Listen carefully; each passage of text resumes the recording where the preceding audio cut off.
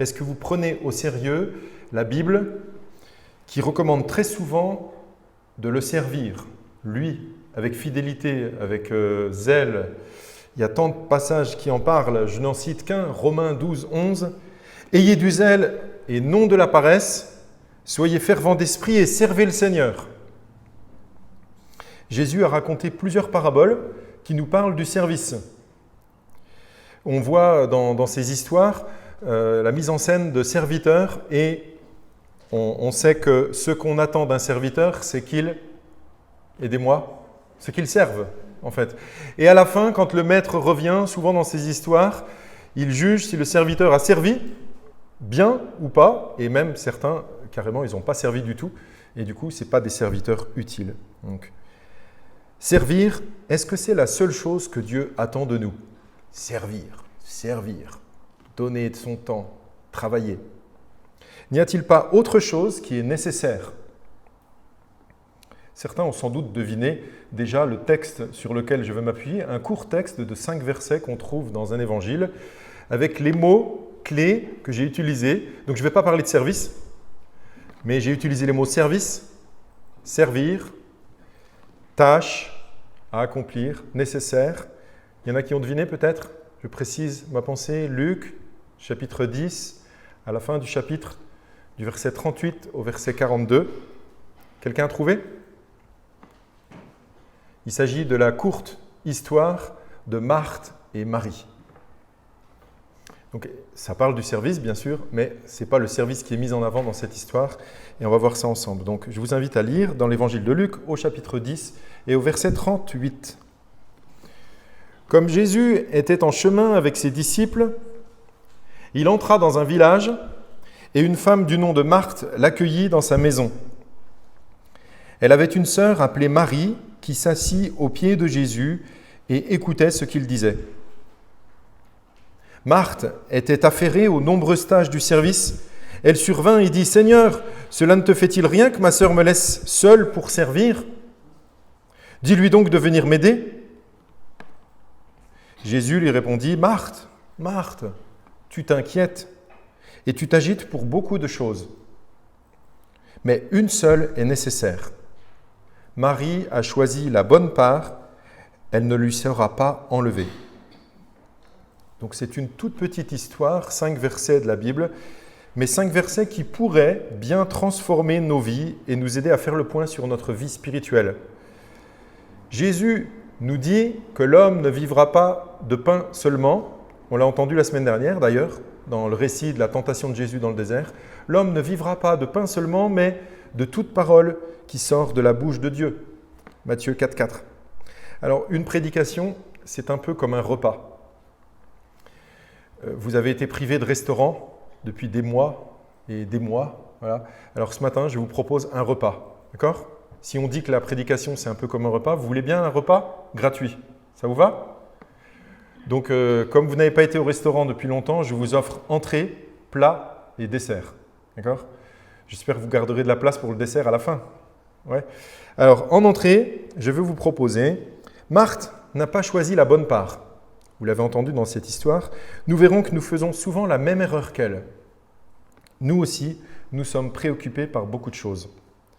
En méditant ce passage, j'espère que ça nous donnera envie d'imiter Marie plutôt que Marthe. Ensuite, pour le plat, nous comparons notre service à celui des autres. Ou plutôt, nous verrons que c'est le travers de Marthe dans cette histoire, de se comparer aux autres, de voir ce qu'ils font ou ce qu'ils ne font pas par rapport à ce que je fais, et que c'est une impasse. Le plat du jour nous aidera donc à voir qu'il n'y a pas que le service qui compte, mais il y a aussi d'autres choses qui comptent pour le Seigneur. Et le dessert, c'est le petit truc sucré, j'espère que ça nous aidera. C'est comment réussir à choisir la bonne part chaque jour?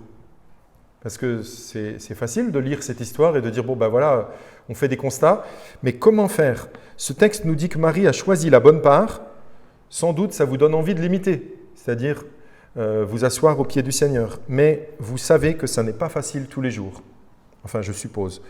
Nous aussi, nous sommes occupés à plein de tâches, comme Marthe. Et donc pour finir ce repas spirituel, je vous donnerai des idées pour réussir à choisir la bonne part, chaque jour.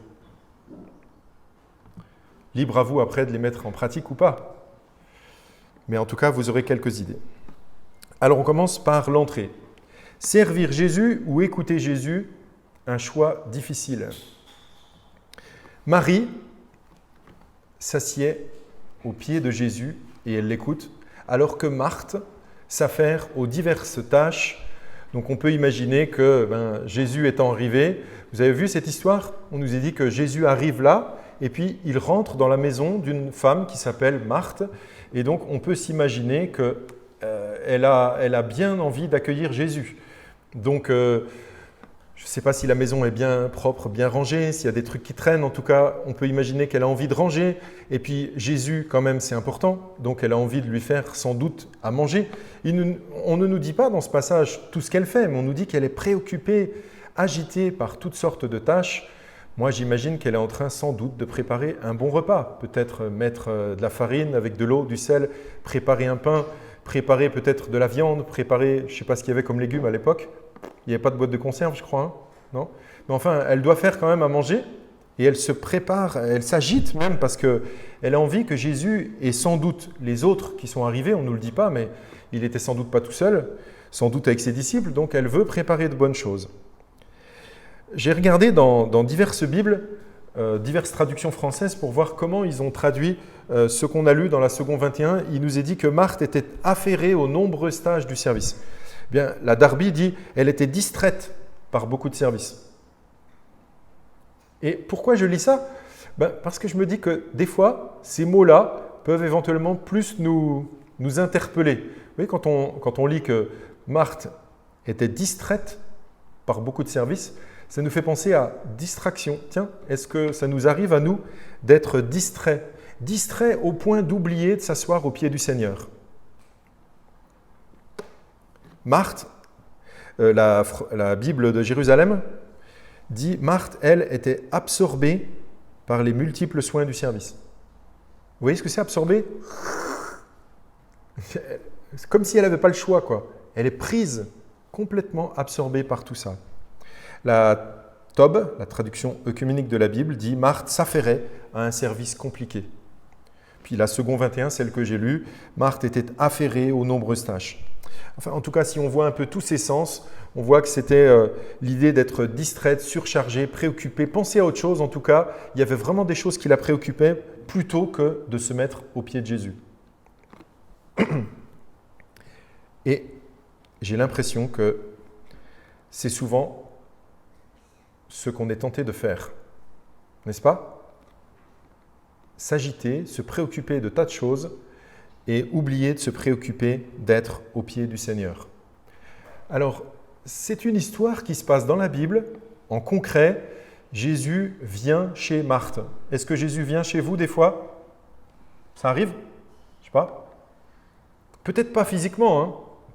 Donc, on peut se dire, ouais, mais du coup, pour nous, c'est différent parce que si Jésus venait chez nous, par exemple, imaginez, il frappe à la porte, il vient un dimanche après-midi chez nous.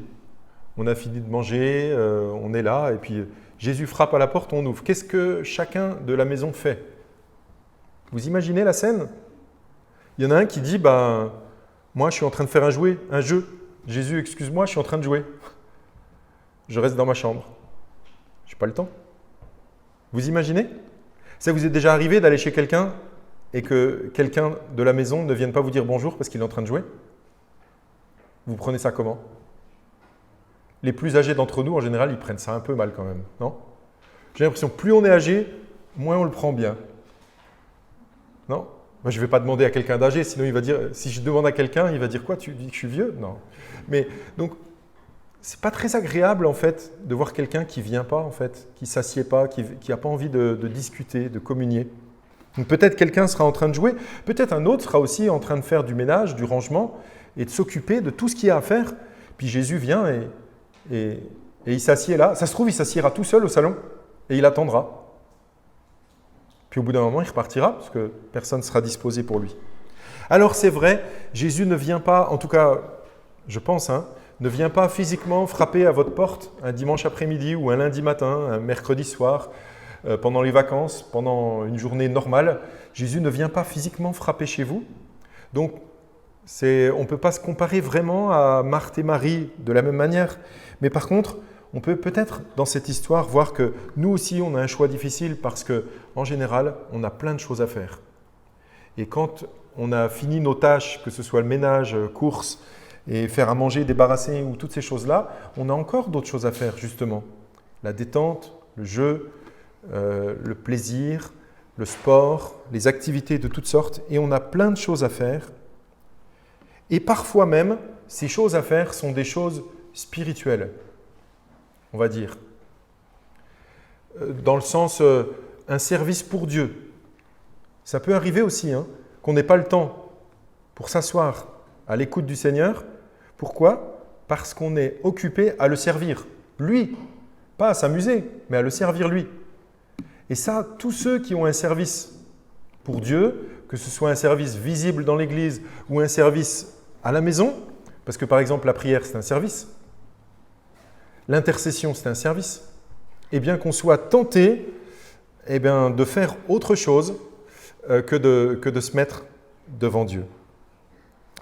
Le service de la prière, il ne rentre pas en compétition avec, puisque ce serait vraiment se mettre au pied du Seigneur. Mais je parle par exemple de quelqu'un qui aurait une activité à l'église, puis qui dirait moi, je n'ai pas le temps de m'asseoir au pied du Seigneur, puisqu'il faut que j'aille faire ce que j'ai à faire pour l'église, pour les frères et sœurs, peut-être travailler dans une association, mais toutes des choses qui sont peut-être bonnes, mais ça nous empêche d'être au service de Dieu, assis à ses pieds. Et en fait, il ne faut pas être esclave de notre service, que ce soit un service pour Dieu ou pour d'autres choses. Servir Dieu doit s'accomplir à l'écoute de Dieu. Servir Dieu, ça doit s'accomplir à l'écoute de Dieu. Je fais le constat que c'est difficile. Et vous ? Honnêtement, c'est difficile.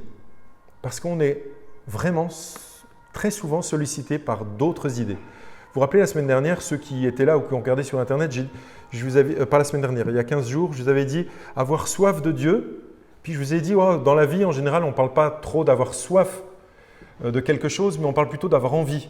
Par exemple, cet après-midi, on ne dit pas « tu as soif de faire quoi ?» on dit plutôt « tu as envie de faire quoi ?» Donc, comment on occupe notre temps, c'est avec nos envies en fait. J'ai envie de ça, j'ai envie de ça, j'ai envie de ça.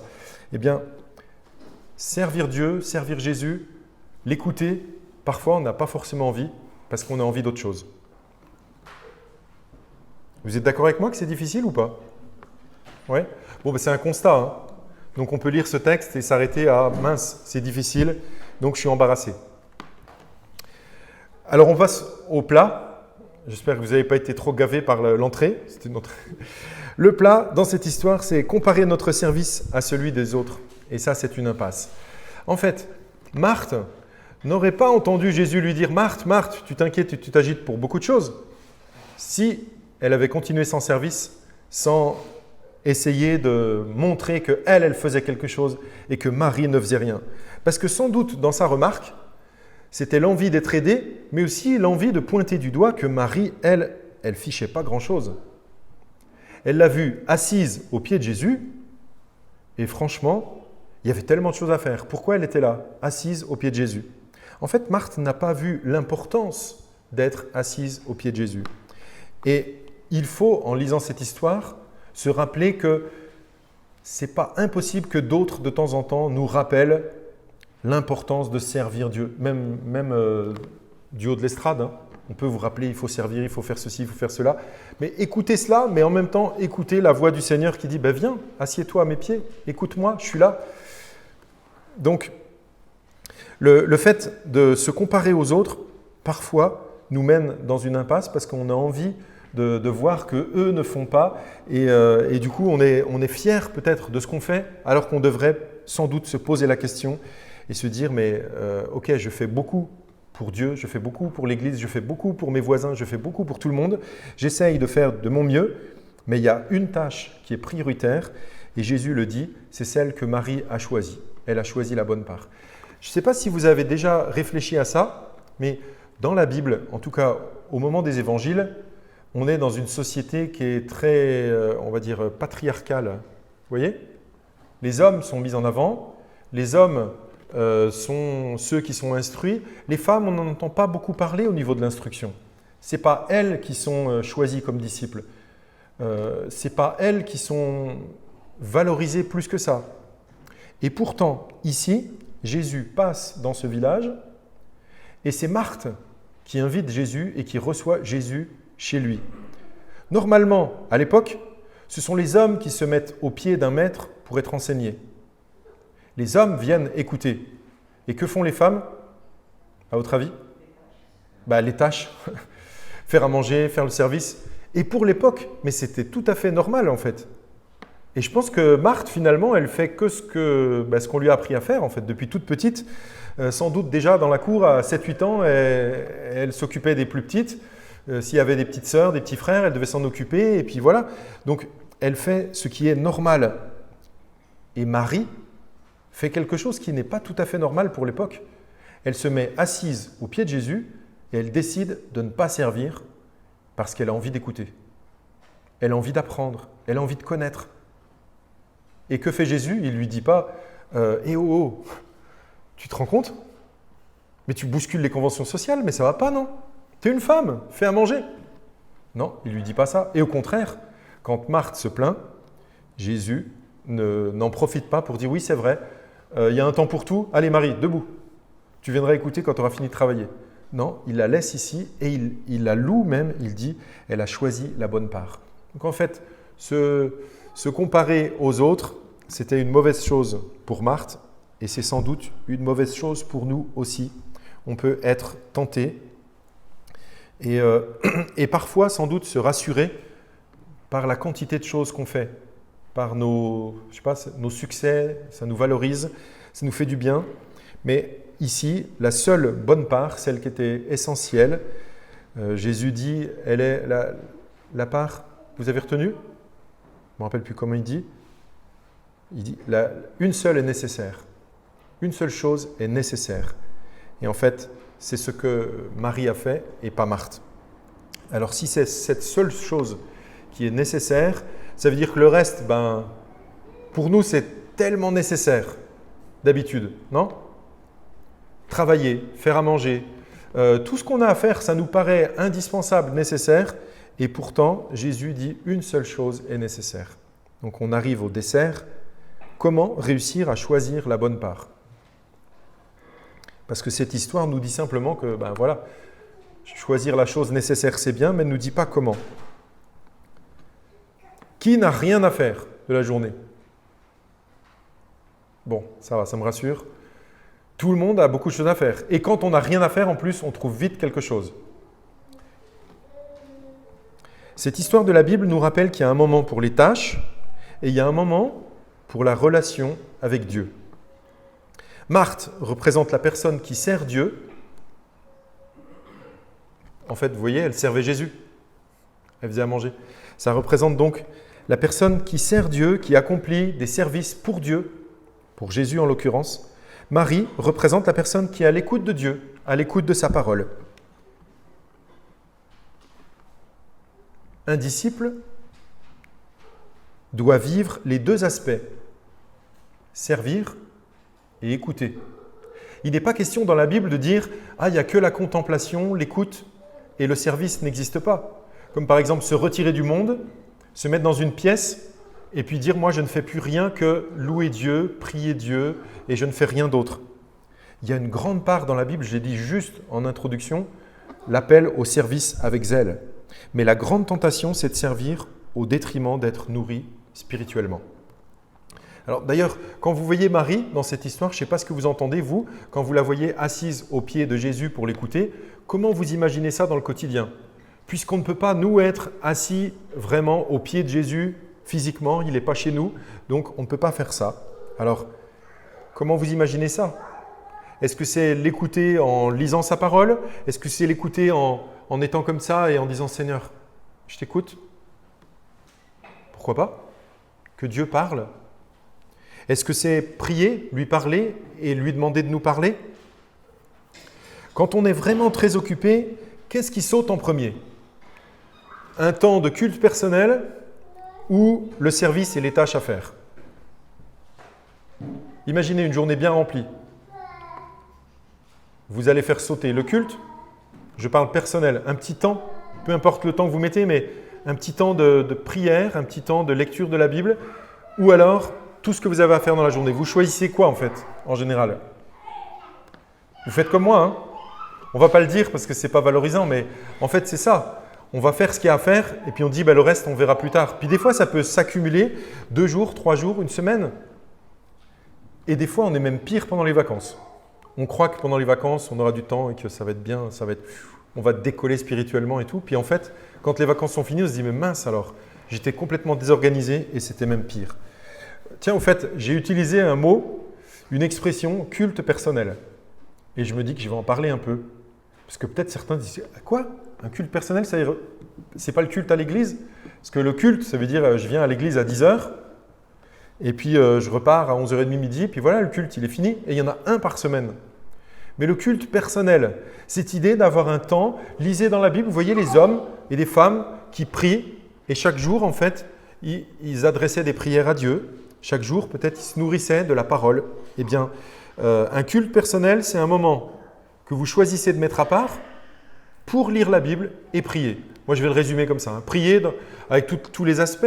Il y aura prier dans le sens remercier Dieu, par exemple pour ce beau soleil qu'on a eu il y a quelque temps et qu'on aura bientôt. Remercier Dieu pour la pluie qui arrose nos jardins. Puis on aura des fruits et des légumes. Remercier Dieu pour la santé qu'on a ou qui est de mieux en mieux. Ou je sais pas, remercier Dieu pour la famille qu'on a, pour les amis, pour notre église. Remercier Dieu. Il y a aussi prier Dieu pour des choses, intercéder, prier pour des résolutions de problèmes, pour la santé d'un tel, pour le bien de notre petite fille, pour notre voisin. Voilà, c'est prier Dieu. Bon, alors, si on résumait ça, un culte personnel, prier et lire la Bible. Marie, elle s'assied au pied de Jésus, elle l'écoute. Nous aussi, nous sommes invités à nous asseoir et à écouter au pied de Jésus. Mais comme c'est difficile. J'aimerais tellement le dire comme c'est difficile pour que personne d'entre nous ici se dise « Ah, il a parlé d'un sujet ce matin, je pense que tout le monde y arrive et moi je suis une bille, j'y arrive pas, je suis vraiment le pire. Si jamais tout le monde savait comment je suis, je crois qu'on m'accepterait peut-être même pas dans l'église. » Il y en a qui pensent ça des fois. Hein? On ferme les yeux, vous levez la main? Non, je rigole. Du coup, là, peut-être plusieurs se sentiraient un peu visés et diraient « Ah non, mais en fait, c'est difficile. » Et vous savez pourquoi c'est difficile, tout ça? Parce qu'on n'est pas toujours motivé. Des fois, dans notre vie, j'espère, on est passé par des moments où on avait vraiment la motivation, l'envie, une soif et envie, hein, ça va un peu ensemble, une soif de lire la Bible, de découvrir, une soif de venir à l'église, une soif de parler de Dieu, une soif d'écouter des prédications, de lire des livres qui parlent de la Bible, des livres de témoignages. On a une soif et puis des fois, on ne l'a pas. J'aimerais juste être sûr que vous avez déjà eu au moins cette soif. Si vous n'avez jamais eu ça, vous passez à côté de quelque chose et peut-être il faut vous poser la question, tiens, pourquoi j'ai jamais eu ça moi? Mais ça arrive, par exemple, quand quelqu'un découvre Dieu, l'amour de Dieu. Je sais, dans notre église, il y en a qui ont découvert ça il y a quelques mois, quelques semaines ou vraiment pas longtemps. Et du coup, c'est un émerveillement, une soif, une envie.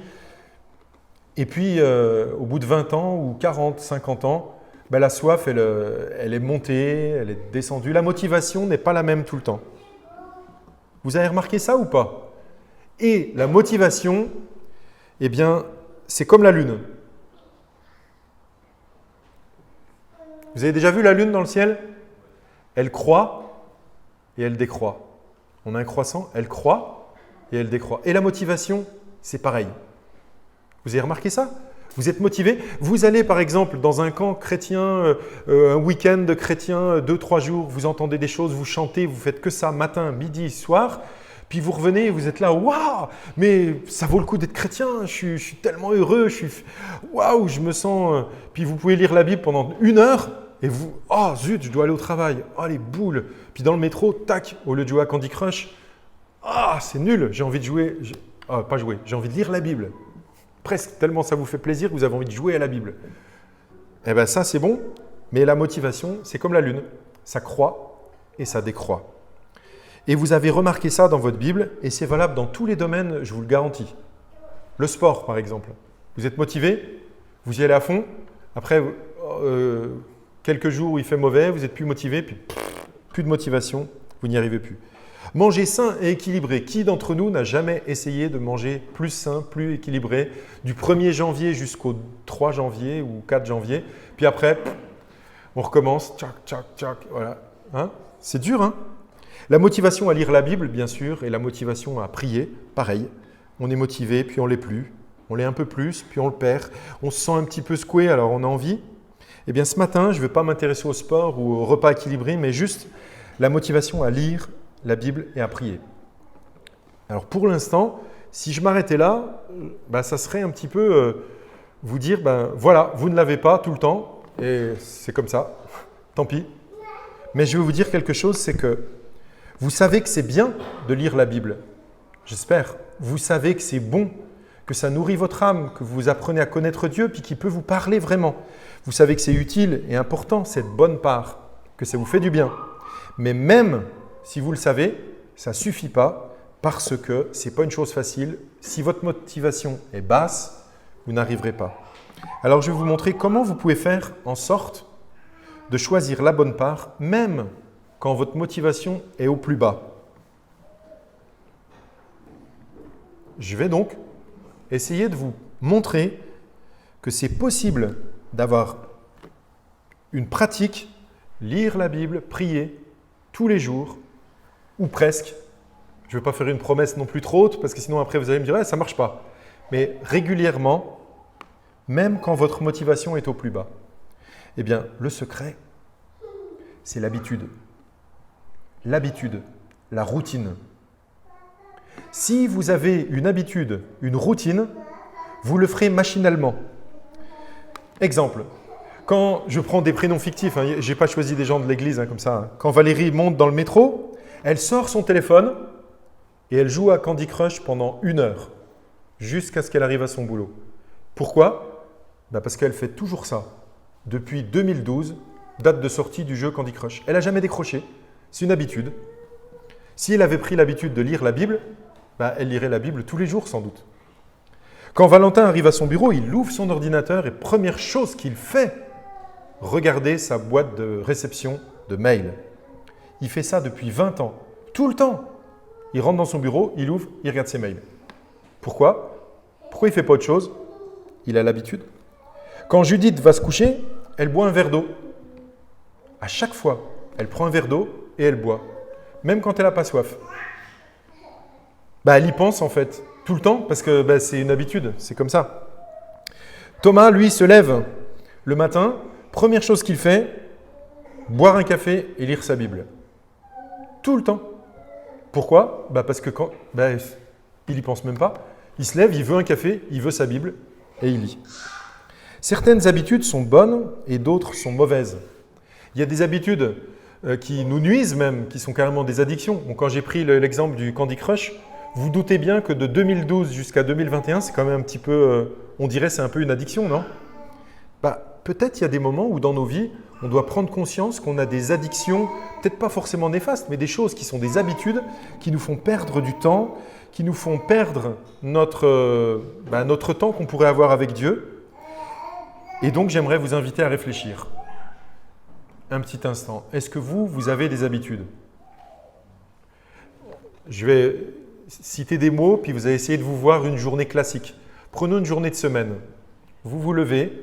Je ne vais pas vous demander de raconter ce que vous faites. Sinon, il vont dire « je vais faire pipi ou je me brosse les dents ». Voilà. On va connaître la vie de tout le monde. Ce n'est pas ça l'idée, mais c'est l'idée de voir qu'est-ce que vous faites finalement. Vous vous levez, imaginez-vous, c'est lundi ou mardi, vous vous levez. Première chose que vous faites, est-ce que c'est toujours pareil ? Si oui, intégrez ça, vous dites « ah oui, tiens, c'est vrai, je fais ça tout le temps ». Une fois que vous avez fait ça, qu'est-ce que vous faites ensuite ? Est-ce qu'il y a autre chose que vous faites systématiquement et finalement facilement ? Et puis, quand vous êtes prêt pour partir au travail, qu'est-ce que vous faites avant de sortir ? Il y a peut-être des choses que vous faites machinalement. Si vous prenez le métro, qu'est-ce que vous faites de manière quasi systématique ? Quand vous arrivez au travail, quand vous êtes à votre pause déjeuner, quand vous reprenez le travail, quand vous rentrez chez vous, Quand vous arrivez chez vous après le travail, est-ce qu'il y a quelque chose que vous faites systématiquement? Par exemple, chérie, tu m'amènes mes chaussons s'il te plaît? Il y en a qui font ça? J'espère pas. Hein. Sinon, je pense que la chérie, elle a qu'à dire d'habitude, eh bien, tu te lèves et tu vas les chercher. Mais il y a bien des habitudes qu'on a en fait. Donc, on arrive à la maison, on fait quelque chose. Ensuite, c'est le moment du repas, c'est le moment du coucher, c'est, je sais pas moi, quel moment. Il y a des choses en fait qui sont vraiment ancrées en nous depuis de nombreuses années et c'est comme ça. Quand vous buvez un café, est-ce que vous avez une habitude? Peut-être il y en a qui n'en boivent pas, je sais, ouais. Quand vous mangez, est-ce que vous avez l'habitude? Par exemple, vous vous lavez les mains au savon avant de manger? Depuis le coronavirus, on nous a vachement encouragé quand même à faire ce genre de choses. Hein. Si vous n'avez pas l'habitude, vous n'y pensez pas. À chaque fois, quelqu'un va vous dire « lave-toi les mains » et vous n'y penserez pas parce que ce n'est pas une habitude. Mais si c'est ancré depuis tout petit, vous allez le faire machinalement. Comme se brosser les dents après un repas. Si vos parents vous ont seriné toute votre enfance qu'il fallait le faire, il y a un moment finalement, vous cédez et vous le faites par habitude, même si ça ne vous plaît pas, mais vous le faites parce qu'on vous a dit qu'il fallait le faire. Ce que je vous suggère donc, c'est pour avoir un temps à l'écoute de Dieu, l'écouter, lire sa parole, prier un instant, ce que je vous suggère, c'est de développer une nouvelle habitude, une nouvelle routine. J'ai déjà entendu, et sans doute vous aussi, qu'une nouvelle habitude, elle s'ancre au bout, alors certains disent au bout de 3 semaines, d'autres peut-être un peu plus, je ne sais pas, mais 3 mois, ouais, parce que c'est fragile en fait, au début. Mais quand vous avez pris une habitude, après c'est vraiment, c'est normal en fait. Et quoi qu'il arrive, ça va vous manquer si vous ne le faites pas. Donc, c'est possible, si c'est lire la Bible par exemple, prendre une habitude, ça sera de se décider que peu importe ce qui va se passer, je vais me réserver un temps, je vais choisir le moment de la journée où, obligé, je vais prendre ma Bible et lire un moment. Même si ce n'est pas beaucoup, en attendant, le fait de prendre cette habitude. Prendre cette habitude que, par exemple, je vais prendre ma Bible et je vais dire « Seigneur, guide-moi dans cette journée, lui parler un instant. » Mais prendre cette habitude qu'à tel moment, il va avoir ça, à tel moment, il va avoir ça.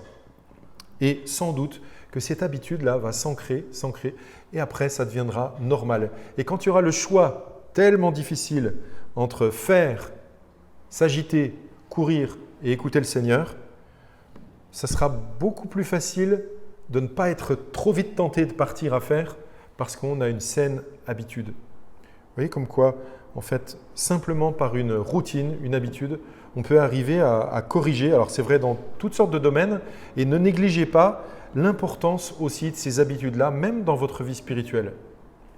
Voilà. Eh bien, j'ose espérer que chacun d'entre nous développera de plus en plus de bonnes habitudes. Si vous avez envie d'avoir plus de conseils ou d'en parler davantage en un à un, je suis prêt à en parler avec vous. Si vous voulez des conseils, de l'aide ou une écoute, ce sera avec plaisir que je vous aiderai dans ce domaine-là ou d'autres. Et puis si d'ici quelques semaines, vous avez pris de nouvelles habitudes et que vous en êtes réjouis, je vous en supplie, partagez cette joie. Dites-moi comment vous avez fait concrètement et je serai heureux. Et si vous avez envie même de le partager à l'église pour encourager les autres, ça serait chouette parce qu'en fait, on est là pour s'exhorter les uns les autres à faire de mieux en mieux pour le Seigneur. Eh bien, que Dieu vous bénisse. Merci de votre écoute.